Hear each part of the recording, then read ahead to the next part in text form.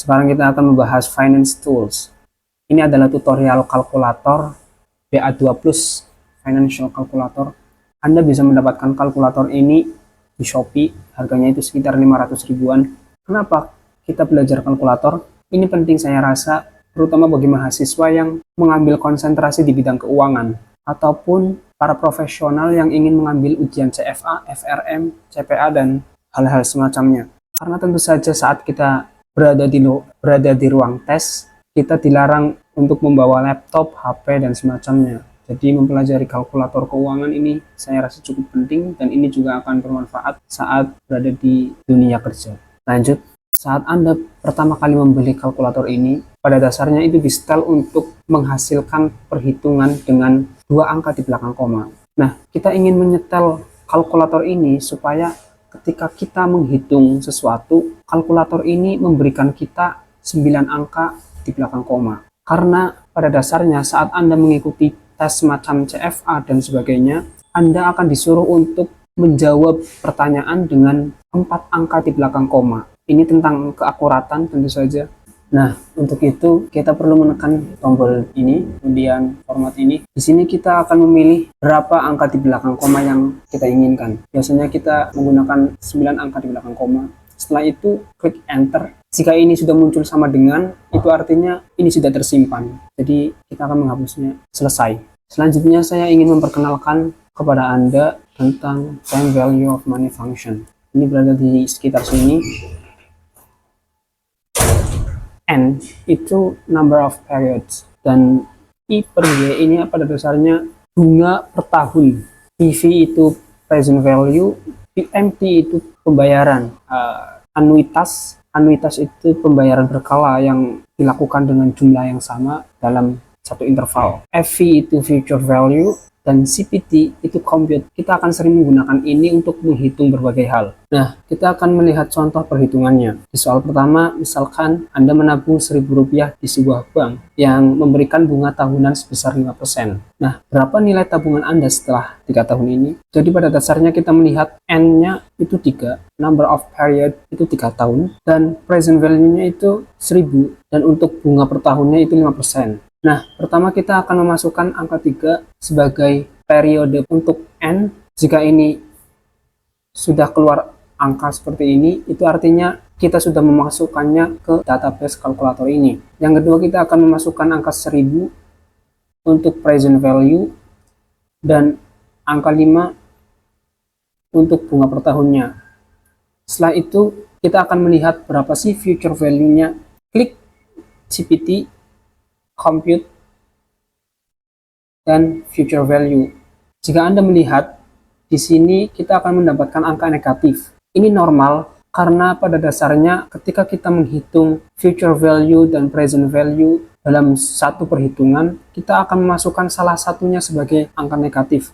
Kita akan mempraktekkan ini nanti. Jadi ini jawabannya, kita telah mendapatkan angka ini. Nah, setelah Anda melakukan perhitungan pertama, pastikan Anda menghapus data yang tersimpan di kalkulator ini. Jika Anda hanya mengeklik ini, atau mematikan dan menyalakannya lagi,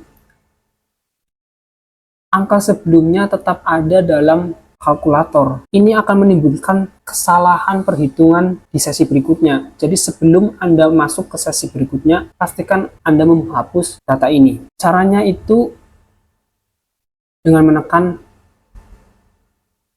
UND dan ini. Oke. Jadi kita sudah menghapus ini, dan kita lalu lakukan perhitungan berikutnya. Nomor 2, soal nomor 2, misalkan Anda ingin memiliki 1.500 dalam 5 tahun ke depan. Jika bank memberikan bunga tahunan sebesar 4%, nah berapa jumlah uang yang harus Anda tabung sekarang? Jadi kita bisa bilang N-nya itu 5 tahun dan bunga per tahunnya itu 4%. Future value, jumlah yang ingin kita dapatkan di masa depan itu 1.500. Nah, berapa present value-nya? Berapa uang sekarang yang harus saya tabung untuk mendapatkan 1.500 5 tahun ke depan. Nah, kita akan memasukkan angka 5 sebagai N, kemudian angka 4 sebagai bunga per tahun. Setelah itu 1.500 sebagai future value. Ini nilai yang ingin kita dapatkan. Kemudian CPT compute present value. Ini adalah angka yang kita dapatkan.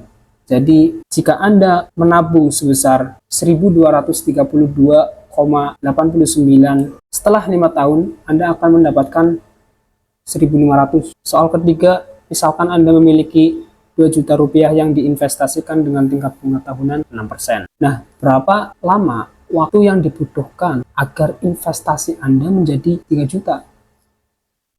Kita akan menghapus ini. Lalu kita lakukan perhitungan yang sama.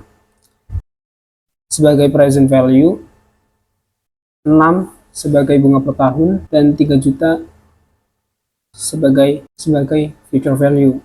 Perhatikan, di sini kita memasukkan angka 3 juta dan 2 juta. Present value dan future value-nya itu sama-sama positif. Dan apa yang terjadi? Saat kita melakukan perhitungan, ini akan menunjukkan error. Jadi kita akan mengulanginya, kita masukkan angka 3 juta ini sebagai negatif. Ini future value-nya, dan kita akan melakukan perhitungan berapa periode yang dibutuhkan.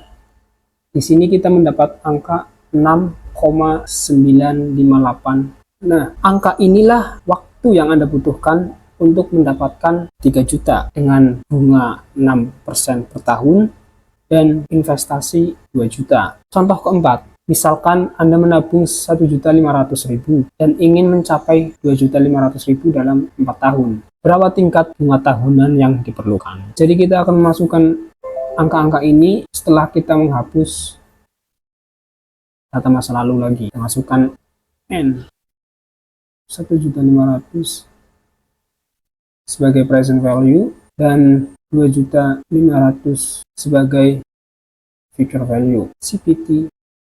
Nah, kita melihat bunga per tahun yang kita butuhkan untuk mendapatkan uang 2.500.000 setelah 4 tahun dengan investasi 1.500.000.